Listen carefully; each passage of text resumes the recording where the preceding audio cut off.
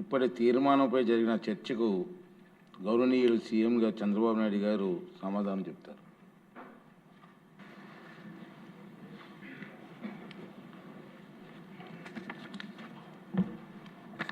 అధ్యక్ష,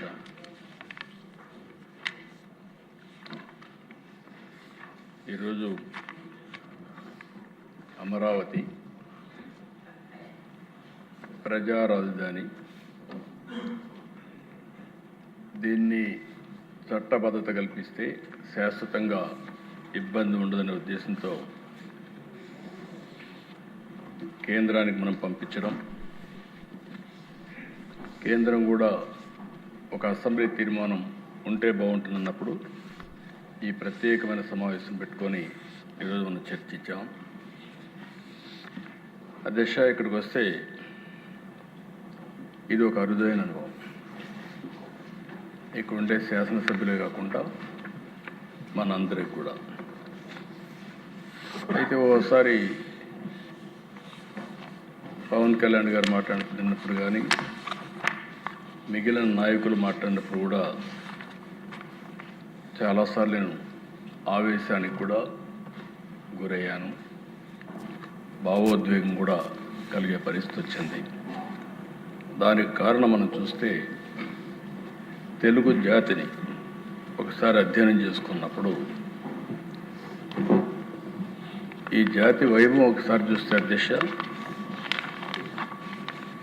క్రీస్తు పూర్వం 2020 అప్పట్లోనే శాతవాహనులు జైత్యయాత్ర చేశారు. కృష్ణా గోదావరి ప్రాంతాలను ఏకం చేసి పాలించిన రాజులు శాతవాహనులు.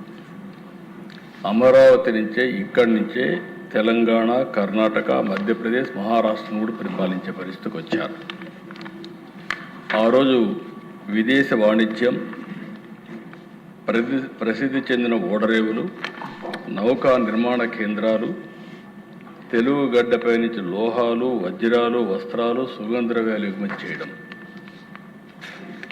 ఇటీవల నేను బ్రిటిష్ మ్యూజియంకు పోయాను 15-16 ప్రాంతంలో. అక్కడ అమరావతి గ్యాలరీ ఉంది. ఇక్కడ మనకు అమరావతి గురించి తెలియదు, కానీ అప్పట్లో జరిగిన డెవలప్మెంట్స్ అన్నీ బ్రిటిష్ మ్యూజియంలో భద్రపరిచారు. అది చూసినప్పుడు ఆశ్చర్యం వేస్తుంది. అంత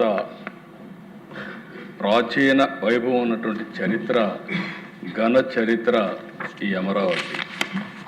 ఆ తర్వాత దశ కాకతీయుల విషయం కూడా చెప్పారు. అది కూడా మనం చూస్తే ఆలయాలు, ఆర్కిటెక్చర్, అడ్మినిస్ట్రేషన్. అయితే వరంగల్ రాజధానిగా చేసుకుని పరిపాలించిన ఈ ప్రాంతం అంతా కూడా తెలుగువారు పరిపాలించిన సందర్భం.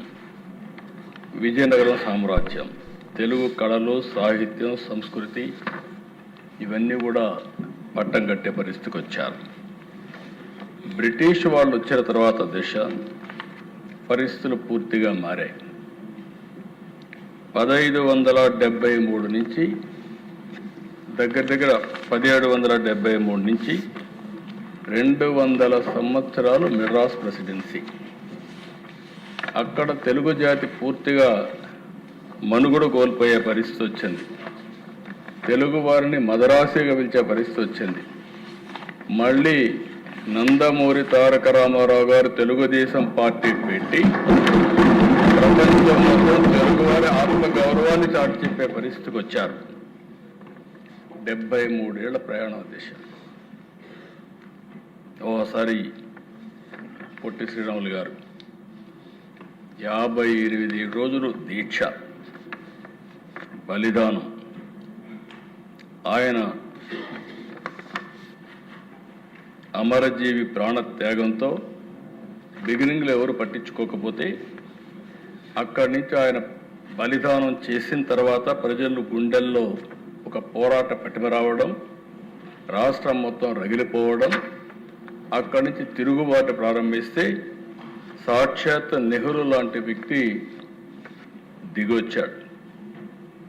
1952 డిసెంబర్ 13న రాష్ట్ర ప్రకటన. చాలామందికి చరిత్ర అర్థం చేసుకోవాల్సిన అవసరం ఉంది.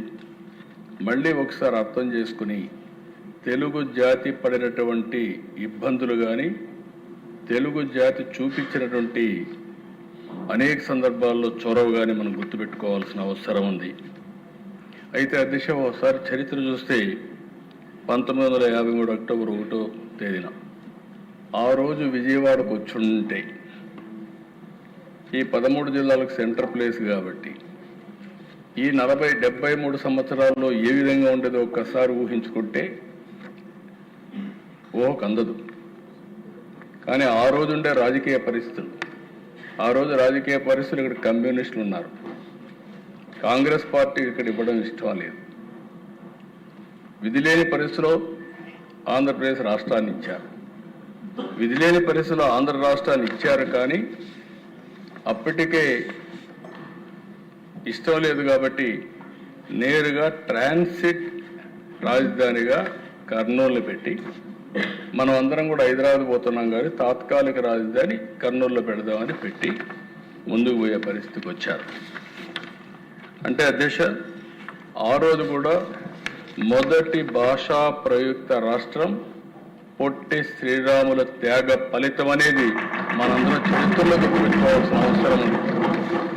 అంటే తెలుగు వారికి పౌరుషం లేక కాదు, సత్తా లేక కాదు, ఓసారి పోరాడాలనుకుంటే పోరాడే శక్తి ఉంది. అందుకే ఆ రోజు పోరాడిన తర్వాతనే వచ్చాయి. కానీ ఇంకొక పక్కన అధ్యక్ష, మళ్ళీ తెలుగు వారందరూ ఒకటిగా ఉండాలి. ఎప్పుడూ ఆ ఫీలింగ్ ఉంది. విడిపోయాం, కలిసాం అనేక సందర్భాలు. అంటే ఆ రోజు మళ్ళా అందరూ ఒకటిగా ఉండాలని ఆ రోజు చూస్తే హైదరాబాద్ రాష్ట్రంలో ఉండే ముఖ్యమంత్రి రాజీనామా చేసి సమైక్య ఆంధ్రప్రదేశ్ దోహదం చేసే పరిస్థితికి వచ్చారు బొరుగుల రామకృష్ణరావు గారు. అంటే ఆయన రాజీనామా చేసి నీలం సంజీవ్ రెడ్డి గారిని చీఫ్ మినిస్టర్ చేసి ఆంధ్రప్రదేశ్ రాష్ట్రాన్ని ఏర్పాటు చేసుకునే పరిస్థితికి వచ్చారు. అంటే ఇక్కడ మనం గుర్తుపెట్టుకోవాల్సింది రాజధానులు కోల్పోవడం, విమర్శలు, వివక్షతలు, అవమానాలు అన్నీ భరిస్తూ వచ్చాం. ఓసారి అది అయిన తర్వాత మీరు చూసినప్పుడు అధ్యక్ష 1956 నవంబర్ 1న ఆంధ్రప్రదేశ్ రాష్ట్ర అవతరణ, దీనికి కూడా పెద్ద కాంట్రవర్సీ చేశారు. 53లో మొదటిసారిగా రాష్ట్ర అవతరణ పొట్టి శ్రీరాములు గారి త్యాగం. 56లో నవంబర్ 1న ఆంధ్రప్రదేశ్ రాష్ట్ర అవతరణ. మళ్ళీ 2014 జూన్ 2వ తారీఖున 2 రాష్ట్రాలు విభజన. ఏ రోజు జరపాలి ఆంధ్ర రాష్ట్ర అవతరణ అంటే దీనికి సమాధానం లేకపోతే అందరూ ఇది చేస్తామంటే కాదు అని మనం చెప్పే పరిస్థితికి వచ్చాం. అందుకే మొన్న మా డిప్యూటీ సీఎం గారు మేము మాట్లాడుకున్నప్పుడు పొట్టి శ్రీరాములు గారు డిసెంబర్లో ఆత్మార్పణ చేశారు కాబట్టి అప్పుడే జరపదామని చెప్పి